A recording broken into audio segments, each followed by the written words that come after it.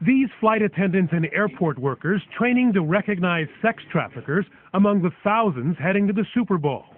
Criminals transporting women and children to New York against their will, not for the biggest weekend in football, but for the biggest weekend in prostitution. Any major event where there's going to be a lot of men, a lot of money, and a lot of alcohol, there's going to be an increase in demand for commercial sex. In fact, the number of prostitution ads in New York websites jumped by 50% over the weekend, expected to triple by Sunday.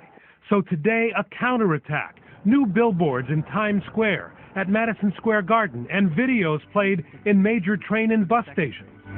Time to open our eyes. These are places we know that victims end up. They will see these billboards. They'll know someone's out there to help them. The training works. In Boston, a child prostitution ring smashed. 86 children freed after an airline worker noticed a man traveling with 2 crying children. We've caught a dozen. All because the airline worker had been trained to look for telltale signs. Someone who doesn't have control of their own IDs. Someone appearing under the control of another. Someone who looks lost. It's better to be a little nosy and be wrong than to let a victim walk out of your life. Airlines, Amtrak, and hotels on the lookout this Super Bowl weekend for the young and exploited. Most totally unaware of the big game. Jim Avila, ABC News, Washington.